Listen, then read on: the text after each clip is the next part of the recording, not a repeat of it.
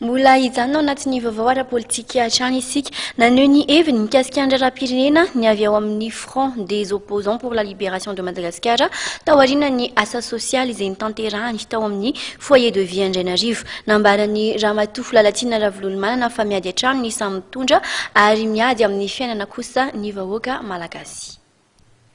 Raharaham-pirenena farany ity ny taona 2024 dia tsy miova ny fahitako manokana ny toejava-misy eto amin'ny firenena fa tsy mbola milamina ny tanindrazantsika.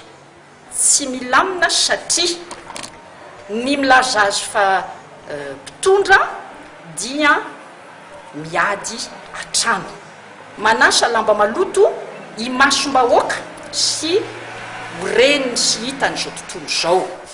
Raha tsy teny fotsiny afa-tsy miady mahavaivay misy eo amin'ny Premier Ministre, lazaina fa Premier Ministre ny marimaritra iraisana sy ny fomba n'Andriamatoa Andry Nirina Rajoelina. Ireo nefa no milaza fa mitantana ny firenentsika, ireo no milaza fa hanohana fifidianana ivoahantsika amin'izao krizy izao.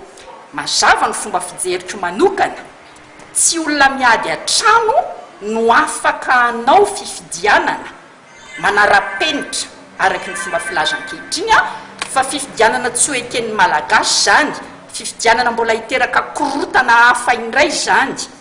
Ka ny mialohan'ny fifidianana dia tsy maintsy atao ny fitoniana, tsy maintsy atao ny filaminana ary tsy maintsy atao mialohan'ny rehetra ny fampihevanam-pirenena ao anatin'ny hitsi-po sy ny fahamarinana.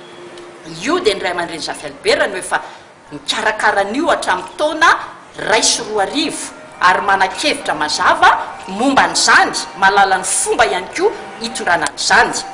Inona zany ny zava-misy rafitinina?